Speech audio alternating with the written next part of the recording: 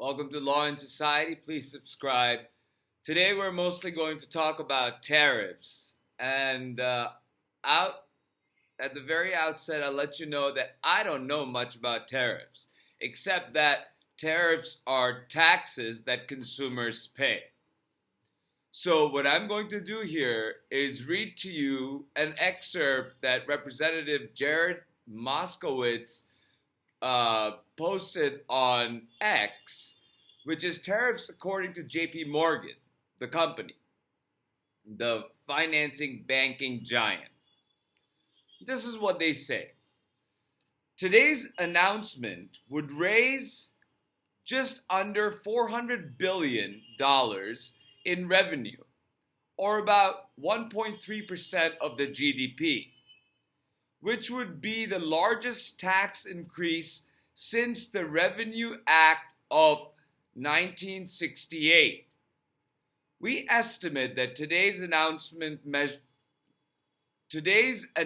measures could boost personal consumption expenditures by 1 to 1.5% this year. And we believe the inflationary effects would mostly be realized in the middle quarters of the year. The resulting hit to the purchasing power could take real disposable personal income growth in quarters 2 and 3 into negative territory. And with it, the risk that real consumer spending could also contract in those quarters. This impact alone could take the economy perilously close to slipping into recession. And it is before accounting for the additional hits to gross exports and to investment spending. Headlines about retaliatory measures by U.S. trading partners are already coming out, and we expect to learn more in coming days. The somewhat confusing nature of today's news, coupled with uncertainty over how long these tariffs will remain in place, should make for an even less friendly environment for investment spending. Though that is one way of narrowing the saving, investment imbalance, and hence narrow the current account deficit. I think that's some technical jargon we don't need to worry about. We plan to revisit this forecast later this week. So we're going to see how this impacts our economy in days and weeks. I'll tell you this much, this little thing that everybody with common sense and reads the news should know: markets don't like uncertainty, markets don't like volatility, markets don't like unpredictability. So nothing that Donald Trump is doing right now with his tariffs, specifically tariffs, China tariffs are now up to 54%. And I think he doubled the tariffs to India as well. Something that happened that's interesting, couple of things attached to this tariff thing. So New York Times reports that tariffs on imported vehicles took effect on Wednesday. President Trump has said the policy will encourage U.S. factory growth, but analysts have said car buyers would pay thousands more. If your factories are outside of the United States, then your cars will cost more. And here is an example of why there is an advantage to companies who have their manufacturing in the United States. I want to give you this other side of the story what Donald Trump is trying to do with the hatchet job could have been done much better with a proper spending package, a proper legislation that would have allowed our government to move forward in alliance with our former allies who are slowly becoming adversaries because of tariffs and because of rhetoric. And so Reuters reports that Ford Motor plans to announce discounts across multiple models starting Thursday, leaning on its healthy inventory to offer customers thousands of dollars off as competitors hike prices to absorb tariff costs. Ford will offer its employee pricing, a discounted rate available to Ford workers, to all customers, the sources said. The program will be called the From America for America plan, is what one of the sources said. And that can happen because most of Ford's plants, car plants, are within the United States. You go to the Reuters story about that, they'll explain more about it. So the impact of this tariffs puts Ford in a better financial position prospectively than its current state competitors like GM and Chrysler, who have a larger proportion of their vehicles manufactured in other countries, probably Mexico, which would raise their prices but still keep Ford prices down. And that's one of the reasons, because Ford's manufacturing happens in the United States for the Fords that are sold in the United States. So another development that happened with the tariffs is that CNN's Manu Raju reported that by a vote of 51 to 48, a bipartisan Senate majority issued a rare rebuke to Trump, passing resolution to nullify his emergency order to impose Canadian tariffs. Susan Collins, Lisa Murkowski, Mitch McConnell, and Rand Paul joined all Democrats. I get the message here that Kentucky senators, both of them, don't want these tariffs. Probably because Kentuckians have been calling their offices, and I hope they've been calling representatives, Republican representatives as well, to say that these tariffs are going to have a really bad impact on our whiskey industry.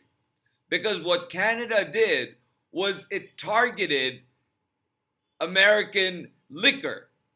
So there's Tennessee liquor, there's Kentucky liquor, and Kentucky bourbon is a big, big, big market for imports to other countries. Now, exports to other countries. And, Canada imported a lot of Kentucky bourbon. And now that's just plunging. And the companies are realizing it. And you can see that in the votes of Mitch McConnell and Rand Paul. Rand Paul says that, tariffs are taxes. And so my question would be whether there are enough Kentucky Republican House members who can somehow convince or coerce or push the speaker to put this bill on the floor. Because once it's legislated, Donald Trump probably will veto it, and then it probably would have to get other has to bypass the veto. I don't think there's enough votes to bypass the veto, so maybe this is just a symbolic way. But still, there's now a slim pathway to which the Canada tariffs can be canceled. Will they be? Unlikely, but so far, CNN reports that the House has no plans to take up the measure. There's also news that Elon Musk is stepping down from his position in the government, whatever that is, whether that is senior advisor to the president, special government employee, or the head of Doge, whatever it is, he's going to step down. I don't know when that's going to happen, but I think it will coordinate with the time that he stops giving money to Donald Trump. And I think this loss in Wisconsin really, I think, may give Musk sort of a view into the future that his money is not as good at politics as he thinks it is. Democracy won and oligarchy lost in Wisconsin. And we can and must replicate that throughout the country. So our regular updates can't go without updating you on the gutting that is happening in the Department of Health and Human Services. Bobby Kennedy essentially lied to the Senate about, not disrupting how health is, how HHS deals with public health. And what he's doing now is laying off food inspectors and drug inspectors because, and that will cause the FDA to plan fewer food and drug inspections. He has fired the head vaccine regulator. He's firing the scientists and vaccine specialists and hiring propagandists who want to research the connection between autism and vaccines. Well, you could have done that by keeping the vaccine regulators on as well. It's not either or, but you are stopping state grants for infectious diseases, like all the way from, polio, measles, rubella to HIV. And you're cutting those awareness programs and stopping state grants.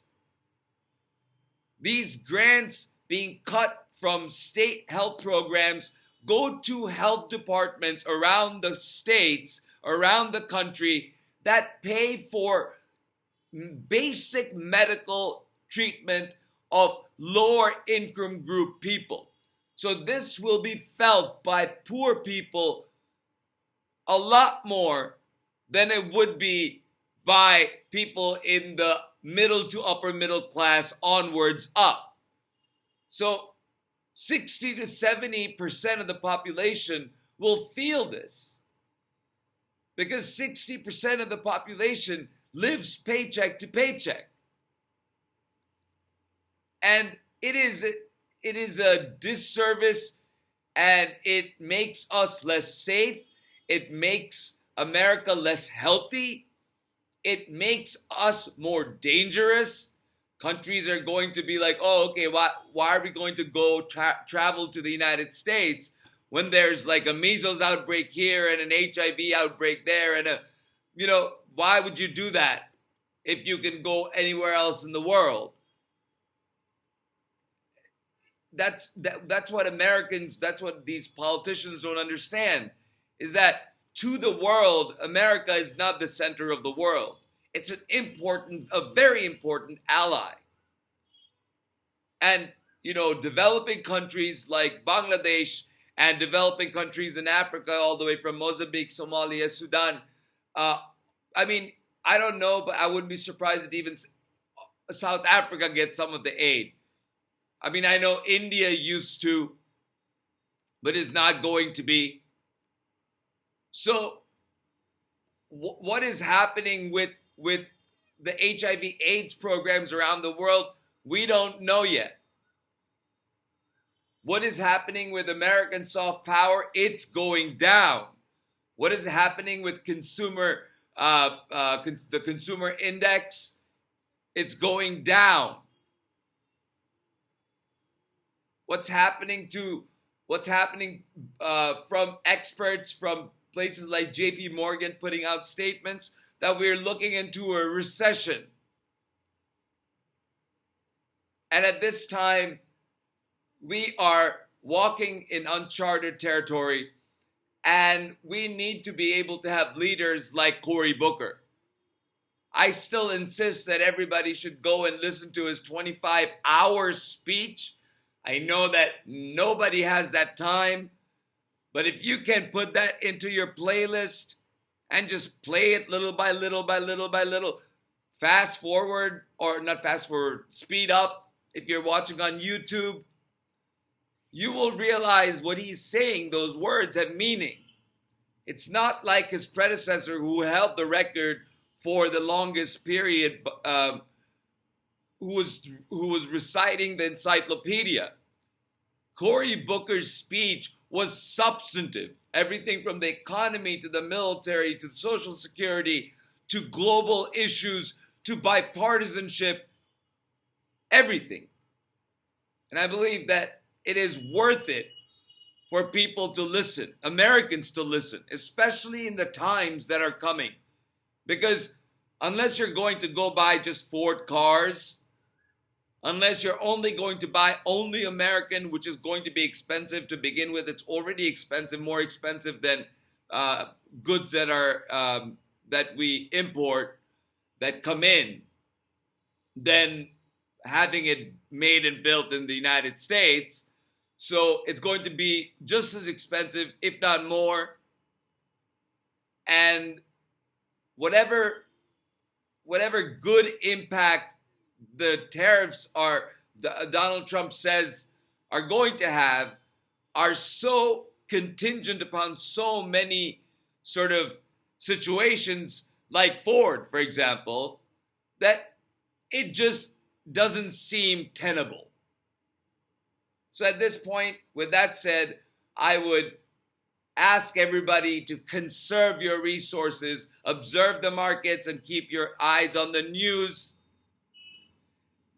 Exercise restraint if you are in confrontations with people, because confrontations that elevate into fights and arguments are not going to get anybody anywhere except for dividing us even more.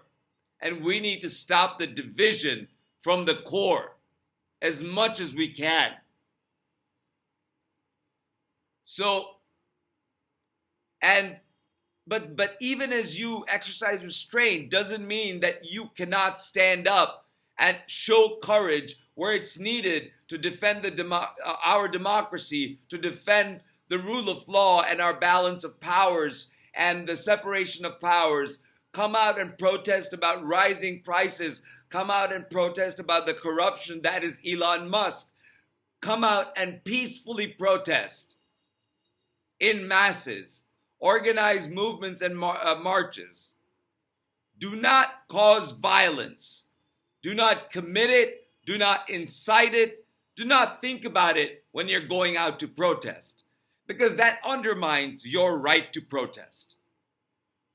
With that said, have your phones charged. Take some water with you for drinking if you're out protesting. Watch out for one another. And please do like and subscribe, and I will talk to you soon.